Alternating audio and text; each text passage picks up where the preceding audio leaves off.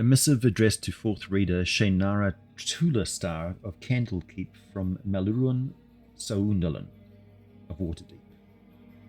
Lady Lawmaster, it is the year of Wild Magic 28 Flame Rule. Thank you for your recent help with my research of the Batrachi.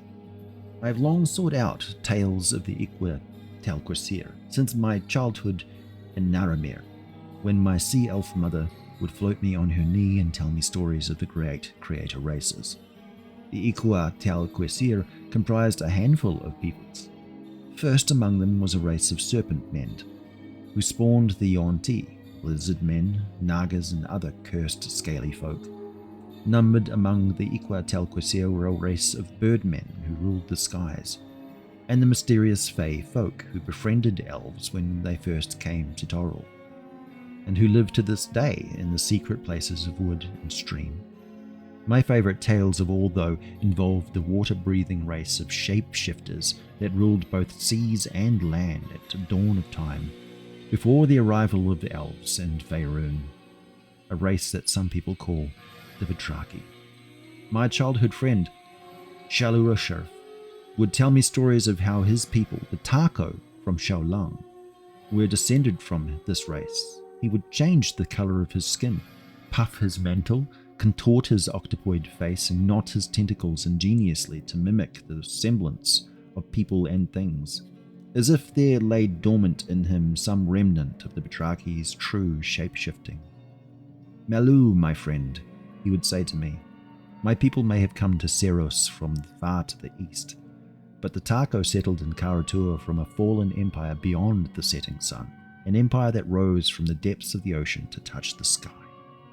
When he told me these legends, his skin would turn a serene blue, his 8 arms would relax and stretch out, and a single golden eye would stare off into the distance as if he were adrift in dreams of long-lost glory.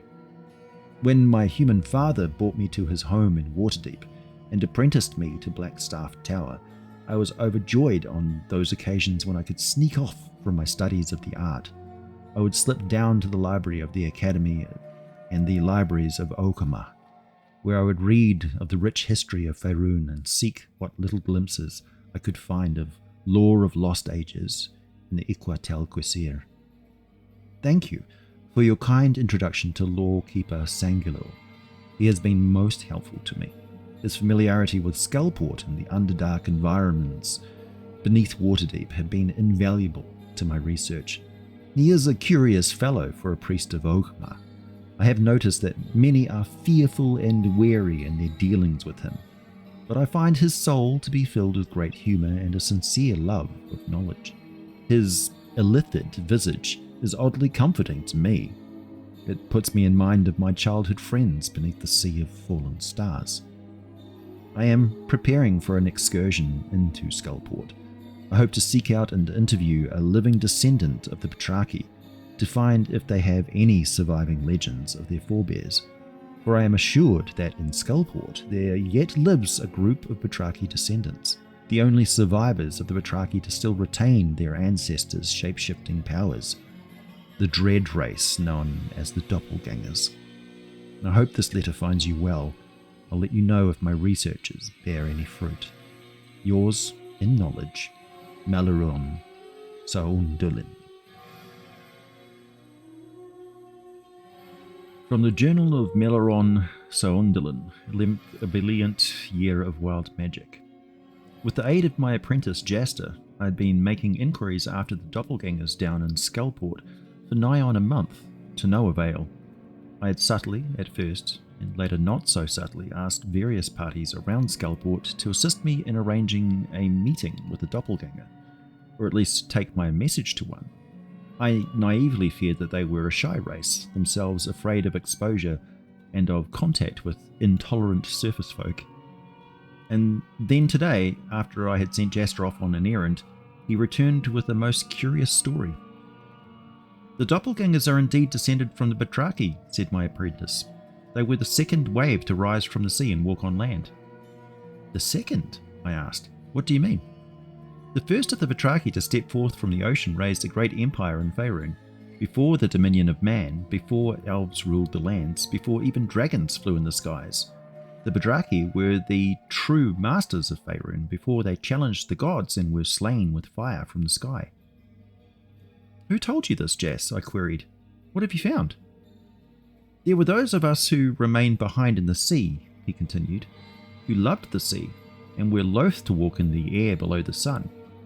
We rested in the loving embrace of Mother Ocean, and she protected us from the fire of the gods, but then, after an age, there came a time again for us to step into the shores and reclaim our birthright.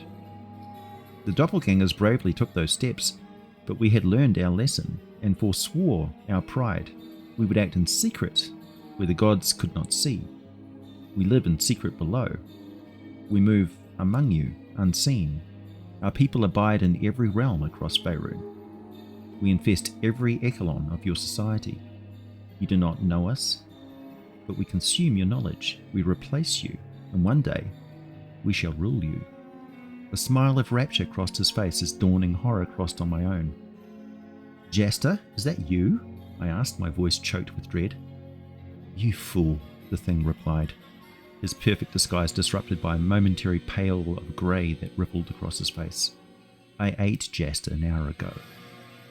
I ran from him then. I ran as fast as my webbed feet have ever propelled me upon the land.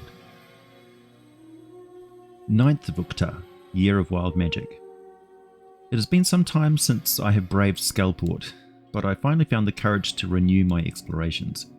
Zangalore told me of another race in the Underdark that he believes to be descended from the Batrachi, and so I bought my way onto a ship that sailed by dark of night into the sea caves and travelled by hoist and through great locks down into the Underdark.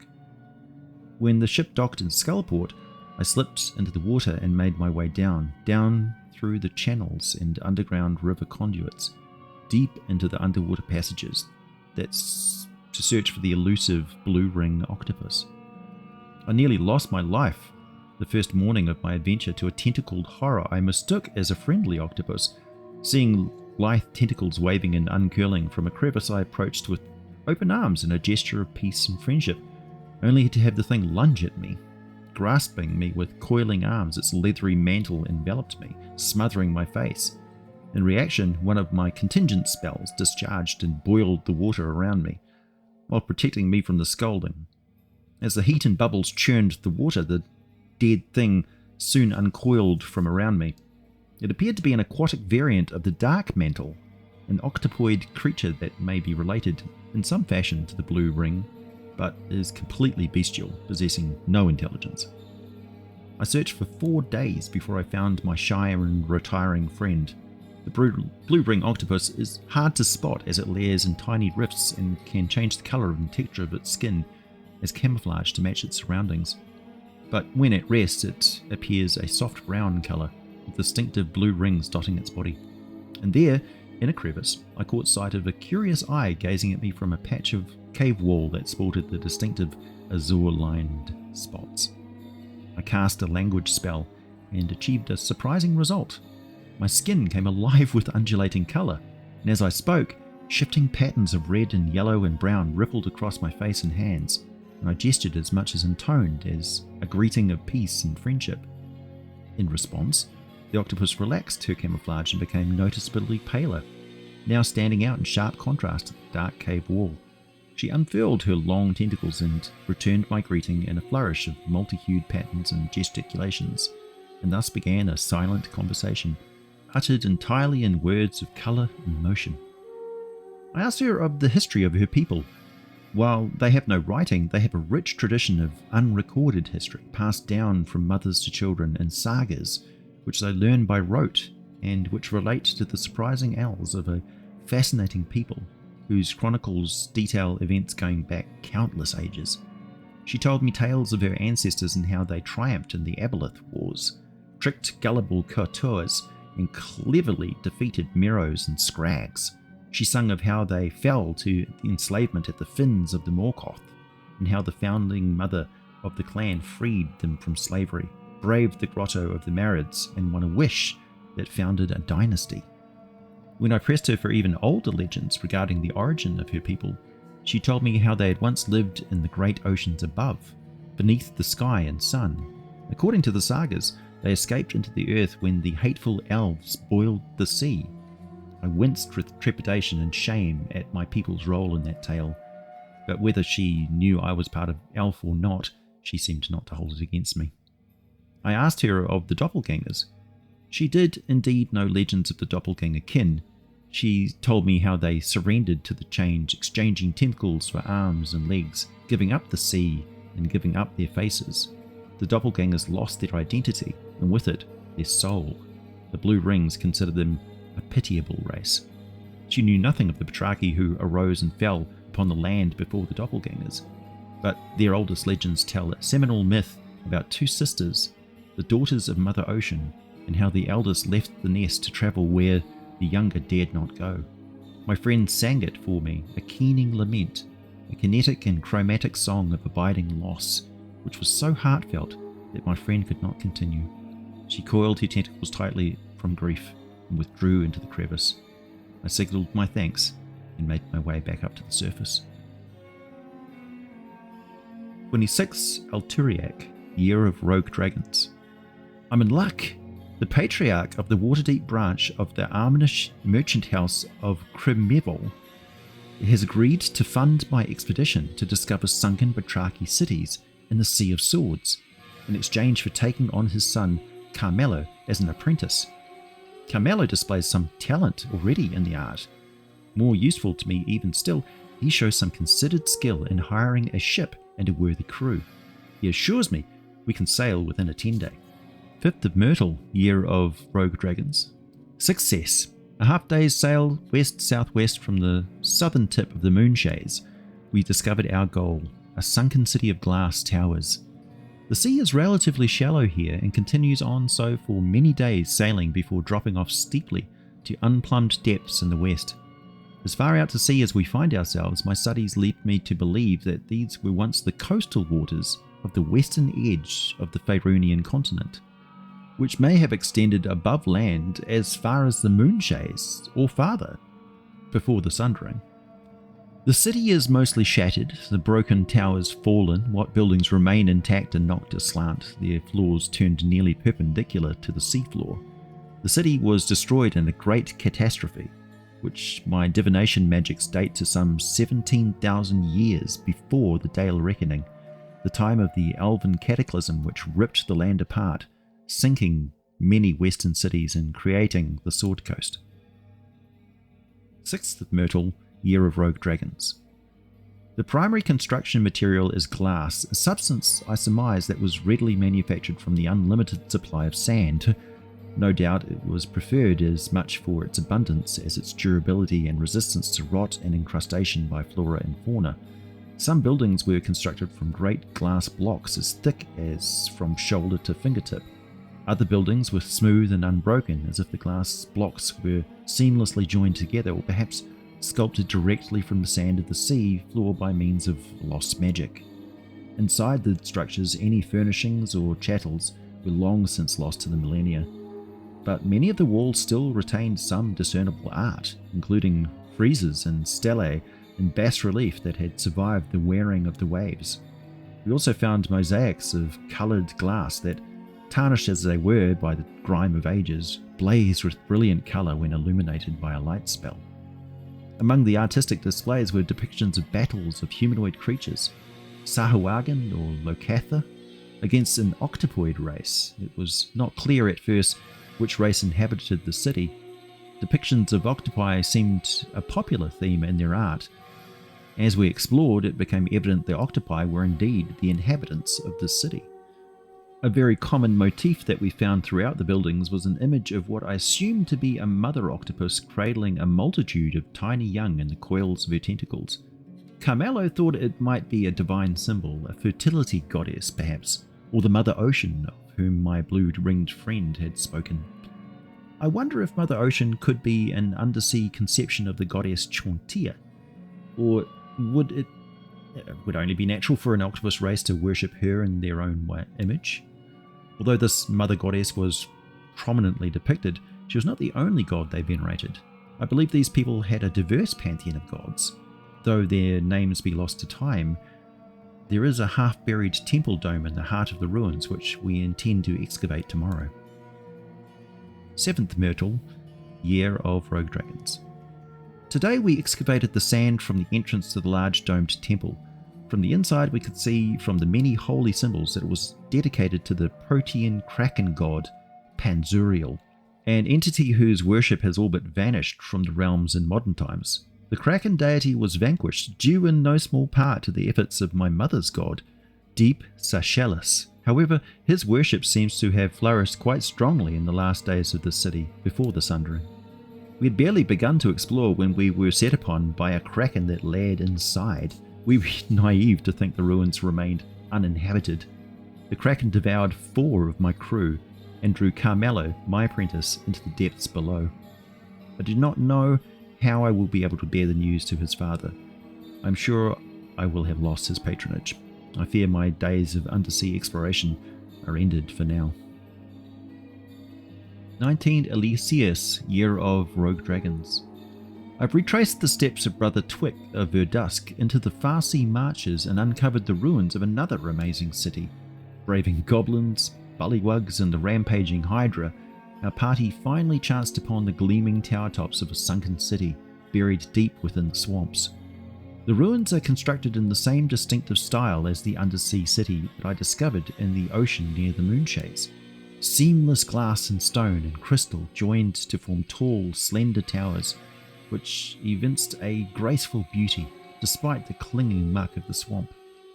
We made camp inside the ruins for the night, securing ourselves against the many nocturnal predators and undead that roamed the marshes. When we woke the next morning, we were astonished to find the waters of the swamp had receded below us. The city had risen up in the night, lifting us to dazzling heights. I know not what natural or magical phenomenon could account for this, but was only temporary, as we were soon to find. By high sun of the next day, the city began to sink again as the swamp rapidly reclaimed its ancient towers by nightfall. The land must have been a swamp or wetland even at the height of the city's glory. The city spread around us in a maze of towers and bridges and canals, the architecture sublimely merging with water, and with land and with sky, a fitting abode for a people that trod the waves as well as walked on the land. But as we explored the city, I was surprised to see what art we could find depicted not the octopoid Batrachi, but rather a frog-like race of humanoids, not unlike the bullywugs that shot arrows at our boat a few days earlier. We found a crystalline statue of a regal-looking amphibian in elaborate armour. One of the entranceways bore a frieze of a battle scene, tiny frogmen fighting humans 5 times their height, or giants more probably. And in one great hall we found a mosaic of brilliant coloured glass, many wagon length tall and twice again as wide, which showed another battle scene, the same giants opposing tiny frogmen. However, an amphibian spellcaster in the corner appeared to have summoned a kraken-headed colossus to fight as their champion against the giants. It towered over the battlefield, at least 4 times the height of the cowering giants below. Could these frogmen once have been the civilized ancestors of the brutish bullywugs from the surrounding marshes? Did they come to inhabit the city after the octopoid Batrachi had moved on or died out? If so, had they once descended into barbarism, as the city itself descended into the swamp? After the city sank again beneath the mire, we searched for other ruins, but we were set upon by marsh drovers, barbaric humans who dwelt in the marshes. There are superstitious people, and consider it some great sacrilege to explore the ruins. Despite our protestations, they insisted we leave the marshes. Their warriors are quite fearsome. They herd and ride catoblepus as mounts. Fearful of their deadly gaze, we headed off towards the town of Eagle's Peak, but then doubled back some time later for further exploration. But the drovers were cunning and attacked us in the night. My apprentice Orelden woke me just in time. He dragged me from my tent nigh a breath before a charging catoblepus trampled it. Half our party was slain by the beast's fatal glare. The rest of us managed to make our way to Eagle's Peak. 8. Marpenoth, Year of Rogue Dragons. I hired a guide at the Sweetwater Inn in the village of Eckersley Manor, a local ranger named Loskar. He agreed to take us into the marsh of Kelimba. He claimed to know of some ruins and said he knew how to evade the bullywugs and other marsh fauna. Neither claim proved to be true. Bullywugs ambushed us on our second day and instantly slew Loskar. I pleaded for them to spare us, or at least the boy, but they were unmoved and made as if to kill us too. Suddenly, the bullywugs themselves came under attack from what we thought at the time were a rival tribe of bullywugs. Turned out that our rescuers were a different race of frogmen altogether. Smaller and more lithesome than the bullywugs, these people called themselves the Sieves. And despite their smaller stature, the Sieves effortlessly dispatched the bullywugs, and most of them did so without the use of weapons. When they learned of our story, we were brought to the lodge of the Sieve Elder, a wizardly Sieve who had no small training in the art, and I dare say he had much greater skill than I. He had a feast prepared for us, and as soon as we fell to discussing the Batrachi, a conversation that advanced my knowledge immensely, he listened intently as I told him of my studies and of my encounters beneath Waterdeep, and of the sunken city and the trackless sea. I told him of the ruins in the Farsi marshes, and how I wished the mysteries were not lost to time. "You should try plane walking, my boy," he said to me in near-perfect Chondathan. "The answers you seek have long turned to dust in the material plane, wiped away by 32,000 years of mortal history. And yet there are beings among the planes for whom the creator races are considered young and who remember the days of thunder like yesterday." "You've walked the plains?" I asked, astounded. "Oh yes, I have trucked with marids and demons who remember dealing with my Batrachi ancestors long before the time of dragons." "Your Batrachi ancestors?" I spluttered. "But the Batrachi are an octopoid race." "Oh, no, my boy, the Batrachi looked much as I do, or our bullywug cousins who have fallen so far from their ancient grandeur. True, our people spawned from the sea and dwelt there in our infancy. They built an admirable civilization beneath the waves and filled the oceans with many marvels. But they came from Ramenos, spawn of the great world serpent. Ramenos was a latecomer to the Batrachi pantheon. He was a god of metamorphosis. His creed proclaimed the imperative of transformation. He was a charismatic god. The fervor of his faith spread throughout their oceanic empire. Ramenos preached that their time beneath the waves had come to an end. It was time to wiggle out upon the shore. Their true destiny lay in mastery of the land as well as the water. And so, through a ritual of transcension, what the elves would call high magic, my people shifted their shapes a final time, becoming amphibious. We grew bones and a spine with which to stand erect and stepped out upon the land. The Batrachi settled to the east and amid the woodlands and the coastal regions of the inner seas. There were 4 seas then, little ones, as the stars had yet to fall. There we spawned a great empire in the heart of Faerun until the coming of the children of Anam. The giant races bred like vermin in those days, and the greatest of their lot, the tribe of Lanaxus, the Titans, settled in the fertile plains between the inland seas. Lanaxus built his kingdom there. The Titans encroached on Batrachi lands, and war erupted. The Titans would trample the Batrachi, laying waste to their cities.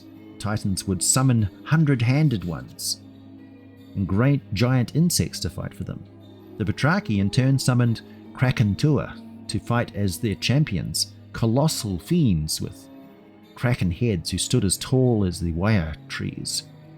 The war soon devastated both sea and soil, but the kingdoms were a match for one another and neither gained advantage for very long. The war dragged on for years until the Batrachi sought help from outside the cosmos. They summoned an entity from beyond the plains, a primeval god called Azgorath. He was the father of the dragon race, who were unknown in Faerun at that time. They struck a terrible bargain. He would aid the Batrachi for the price of granting his children purchase in Faerun. Azgorath flew into the sky and pulled the stars down from the sea of night. Some say he wrestled a great comet from its orbit. Others say it was the tears of Selûne.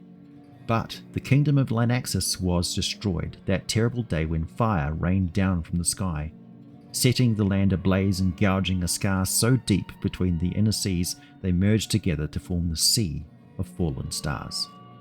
And in the wake of that great fire, A hail of eggs fell from the stars, peppering the seed of dragonkind across the face of the one land. The tiny lizards that hatched belied the great worms that would one day become to challenge the creator races for dominion of the world. But what happened to the Batrachi, I asked. How did they come to disappear? They were all but wiped out by the catastrophe. There were a few survivors, but their civilization was destroyed. Some, like the Bullywugs and my own people, fell to savagery. Some returned to the coastal cities of our ancestors to seek refuge with those that we had left behind. The Zoveri were among those. They repudiated Remenos. They underwent an abortive metamorphosis that left them half humanoid and half tentacled monstrosities. You can find them to this day in the shining sea of the House of the Triad, perpetually burdened by their transgression, forbidden even in their afterlife to tread upon the land. And the last of our civilization was destroyed by your own people, the elves. When the Sundering cleaved the land and shattered the western coast of Faerun, it toppled the cities and tolled the death knell for our watery cousins. His statement shattered my own heart. We talked more of those bygone ages, but my heart was heavy with shame for my people. Truly, we elves bear our own burden for our many transgressions against the land. To 4th Reader Shaemara Tulastar of Candlekeep, 6th of Chess, Year of Lightning Storms. Lady Lawmaster, it is with great sorrow that I report to you the death of my master, your friend and colleague, Melaron Soundilin. We were exploring the ancient ruins of Rethild, the great swamp, when a terrible black worm fell upon us. We had unwittingly stumbled into the demesnes of Valraxazath, a dragon that claims the ruins for his lair. Melaron was mortally wounded, saving me from the dragon's jet of acid. I managed to escape with my life thanks to his heroic sacrifice. I am enclosing with this letter his journal and some papers which contain his researches into the lost Batrachi. I hope you or some other learned lawmasters at Candlekeep will find a use for the knowledge herein. It was gained at too high a price. Melaron taught me much in my time with him. Although my studies are as yet incomplete, I would be blessed to find another teacher even half so worthy as him. If you know of any masters of the art that seek an eager apprentice, I would be forever grateful for you to recommend me. Yours in knowledge, Orelden Crane. To Lord Kelvin Aronson, Blackstaff Tower in Waterdeep, 24th of Tarsak, Year of Lightning Storms. Kay, it saddens my heart to bring you such news of our cherished friend. I've copied for you herein excerpts from his letters and journal, which I think you will find of great interest. That boy who bears you this letter is a stalwart and eager fellow. He seeks to apprentice himself to a worthy master. Perhaps you can find a place for him in your tower. Over 30,000 years ago, the face of Toril was unrecognizable compared to what we know today.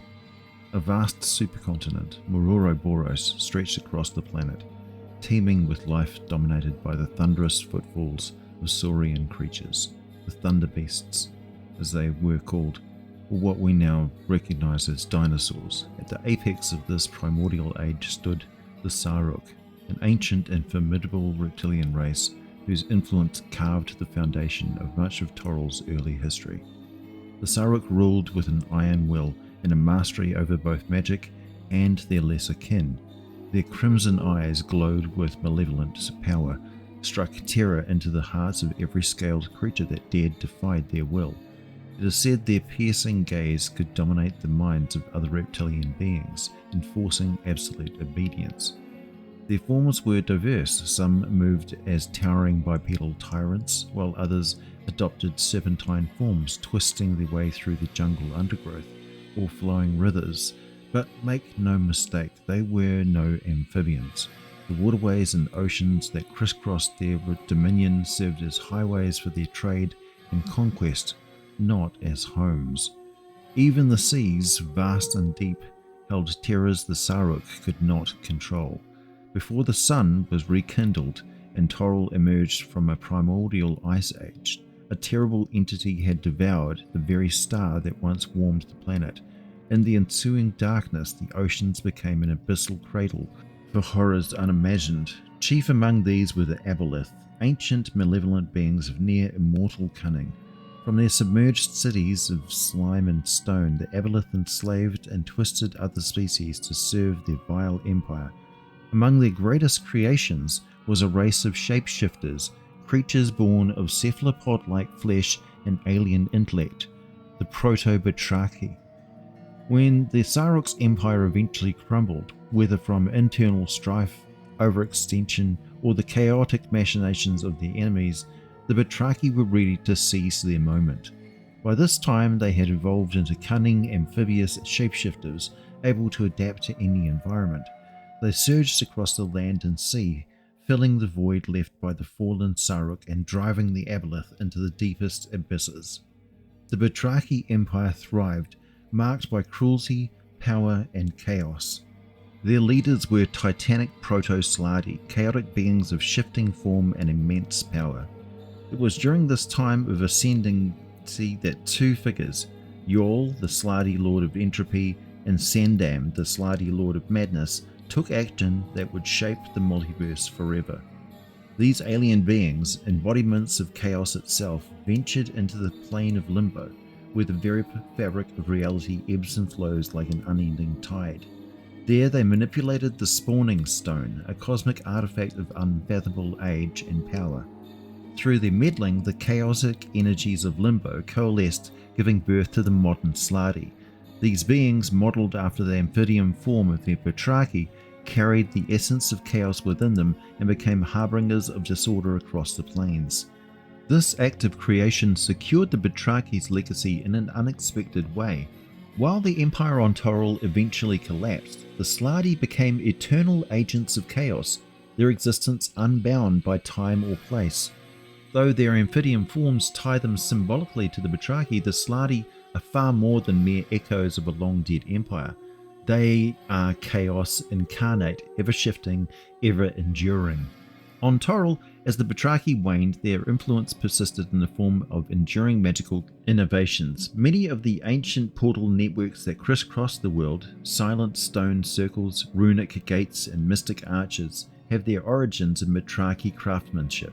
Even today, scholars debate whether the Slaadi's apparent understanding of such magic stems from their ancient ties to the Batrachi or their innate ability to warp reality. As Toril transitioned from its reptilian age into an era of burgeoning mammals, the jungles gave way to new powers and species. The descendants of the Batrachi's chaotic experiments scattered, adapted, or perished. The Quaggoths, once noble and intelligent warriors, devolved into their current brutish forms after centuries of hardship. Other species, such as the Yuan-Ti, embody the cruelty and cunning legacy of the Saruk, but few other remnants of the Batrachi's dominion remain. Yet the Slaadi endure, a timeless echo of their creator's chaotic essence. Their presence in limbo ensures that the Batrachi's legacy extends far beyond Toril's jungles and ruins, transcending even the boundaries of mortal understanding. Meanwhile, the humans who arose in Katashaka had little to fear from the ruins of the Batrachi Empire, which lay far to the north and east. That distance provided them the opportunity to grow in the shadow of their own challenges, untainted by the amphibians' overlords' lingering influence. By the time the humans began spreading across Toril, the Batrachi's dominion had faded to little more than myth, and the true scope of their empire, its ambitions, achievements, and atrocities, was lost to history. But chaos, as the Slaadi would have it, never truly fades. Every ancient portal, in every long-abandoned stone circle, and in every ripple of planet instability, the Batrachi's mark remains. Their magic, their cruelty, and their legacy of chaos continue to haunt the multiverse, a stark warning that even gods should tread carefully in the face of primordial power. The Batrachi were clever and aggressive, their chaotic nature a reflection of their origins. They ruled through sheer adaptability and ingenuity, constructing great stone portals and crafting magic that would echo through the ages. Their influence spread across the supercontinent, reshaping the world in their image. Yet their legacy is not one of permanence. Their very chaos invited instability, and their culture eventually fractured. But before their empire fell, the Batrachi made a mark on the multiverse itself. two gods, Yol, Slaad, Lord of Entropy, and Sendam, Slaad, Lord of Madness, entered the chaotic plane of Limbo, as I said, where they altered the primordial artifact known as the Spawning Stone. Their intervention reshaped the chaotic entities produced by that stone, creating the Slaadi, frog-like beings of pure chaos that have plagued the multiverse ever since. In this moment, the Batrachi's chaotic essence was immortalized, and the Slaadi carried their legacy to every corner of existence. While the Saruk, the Batrachi, and even the Avaliths retreated into obscurity, the chaotic ripples of their actions continued to shape the world. The lush jungles of Ouroboros gave way to new civilizations, and the first humans emerged in Katashaka, a land untouched by the Batrachi's rule. The reptilian empires faded, but their creations endured. Among these enduring legacies was a being unlike any other, Bazim-Gorag, the firebringer. Basm-Gorag represents an intimidating figure. His appearance, far removed from any mortal humanoid. His natural form is that of a toad-like humanoid with skin mottled in vibrant hues of red and gold. This hulking creature is larger than an ogre, though lean and muscular, making him a daunting presence to anyone who crosses his path. What truly sets him apart, however, is the fact that he possesses not one, two frog-like heads sprouting from his broad shoulders. Each head is equipped with glowing white fiery eyes, and each features a wide mouth brimming with sharp teeth that gleam ominously. These two heads seem to operate with a disjointed unity, finishing each other's sentences in a strange harmony, often communicating with each other in a serpentine hiss, creating a jarring, unsettling atmosphere. Yet, Basm-Gorag's ability to shapeshift allows him to present himself in a more palatable form. When he wishes, he can polymorph into a humanoid shape, typically assuming the guise of a tall, regal human lord clad in resplendent bronze armor. In this guise, his hair is a fiery cascade of red and orange, and his skin takes on the hue of dark, ruddy bronze. His eyes, now in almost glowing red, betray his true nature. Though he hides one of his heads, the alteration in his appearance doesn't fully mask the duality within him. The two minds are still present and functioning in tandem, so much so that even in his humanoid form, a subtle shift in pitch can be heard when he speaks, a constant reminder that Basm-Gorag's essence is far from ordinary. Basm-Gorag's powers are many and varied, ranging from raw physical strength to potent flame-wielding abilities that mark him as a formidable being of great destructive capacity. Not only does he possess the raw strength to rend foes apart with his claws and fangs, but his fires he controls, specifically the baleful flames, are unnaturally powerful. These, unfortunate enough to be within 20 feet of Basm-Gorag, find themselves under a constant threat of being set aflame by the intense heat radiating from him. His flames are not simply ordinary fire, but are charged with the raw, malicious power that causes excruciating pain to those who encounter him. His physical prowess is not limited to just fire. Basm-Gorag's body naturally regenerates, healing rapidly from almost any wound. Additionally, he possesses resistance to various forms of elemental damage, including acid, electricity, cold, and sonic attacks. He's also immune to fire and poison, making him especially hard target to damage or kill.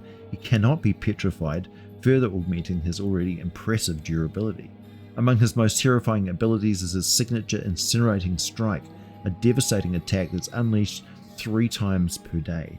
This strike is so potent that it instantly destroys anything it touches, leaving no trace behind. Those struck by it are vaporized in a single searing blow, ensuring that they are beyond any form of resurrection or recovery. Just leave behind some smoking boots and some ash. The sheer destructive power of Basm-Gorag combined with his innate resistance and healing makes him an extremely difficult adversary to overcome. A defining feature of Basm-Gorag is his two-headed nature and the dual minds that come with it. These two separate brains, each inhabiting one of his heads, provide him with a remarkable advantage in combat. Not only does he possess an unparalleled field of vision, but the two minds allow him to multitask, with one directing the body while the other focuses on using magic, telepathic communication, or other mental tasks. This ability makes them extraordinarily difficult to defeat using mental magic, as incapacitating one mind does not hinder the other. Essentially, Basm-Gorag is an enemy who cannot be easily distracted overwhelmed, or neutralized by mental force. In battle, Basm-Gorag is a relentless force himself. His combat tactics typically involve overwhelming his opponents with fire-based destruction, wielding meteor storms and firestorms with little hesitation. When faced with a challenge, Basm-Gorag may retreat momentarily, using his cloak of chaos or deeper darkness to disorientate his enemies before charging back in, often letting loose with his most devastating of his spells. Though he is capable of a powerful destructive assault, Basm-Gorag is no mindless beast. His cunning nature allows him to pause and plan, using his magical abilities to manipulate the battlefield. He will often use spells such as fear to weaken his opponents mentally before engaging them in close combat. His mastery of battlefield control, combined with his dual minds, makes him an incredibly dangerous foe. Basm-Gorag is beyond a being of chaos and destruction, driven by a relentless desire to spread ruin wherever he goes. Through his actions are often brutal and destructive, there's more to him than mere wanton violence. He's a highly intelligent creature with the ability to deceive and manipulate others to further his own goals. He is willing to engage in diplomacy and make promises of wealth, power, or future service, but these promises are rarely honoured, as his true nature is one of chaos and unpredictability. Basm-Gorag is highly suspicious of others, of course, perceiving hesitation or unwillingness to act as a sign of betrayal, and he believes that many would try to betray him in the earliest opportunity. His cunning makes him a master of manipulation. He understands the importance of timing and uses his natural ability to shift shapes and appearances to lure others into his service. He's more than willing to offer something to anyone who might assist him, whether they be wealth or power. However, anyone that thinks they can control him or use him for their own ends is in for a rude awakening, as Basm-Gorag operates on his own terms, and those who cross him will find themselves on the receiving end of his fiery wrath. While imprisoned, Basm-Gorag was not idle. He was clever enough to cultivate a secret following called the Hidden Flame. This cult, though small, grew in power as the years progressed, and members of the cult were drawn from a variety of sources ranging from former bandits to individuals who craved power and destruction. The cult also attracted those who were drawn by Basm-Gorag's promises, whether they were motivated by greed or the hope of future reward. Some members were loyal to him in a true sense, believing that his cause of spreading chaos and destruction, while others were simply there to bask in his power or hope for the rewards he promised. The priests of the cult, called the Lords of Change, worship Basm-Gorag as an embodiment of chance and chaos, invoking him in moments of desperation or hope. Acolytes of the Hidden Flame often make sacrifices to Basm-Gorag, hoping to gain his favour or merely to amuse him with the destruction that followed. Though the cult was never large, its reach spread across various darker factions, and it remained a powerful force operating in the shadows. In battle, Basm-Gorag is a force of nature wielding a range of devastating abilities that make him a terror on the battlefield. He fights with a mixture of brute strength and magical might, often using spells like Firestorm or Meteor Swarm as mentioned, to soften up the enemies before charging in with claws and fangs. However, Basm-Gorag also knows to stall, using magic like deeper darkness or wall of fire to control the battlefield and retreat temporarily to regroup and regenerate. His weapons of choice, a huge glaive made of black iron, is as much a symbol of his power as a tool of destruction.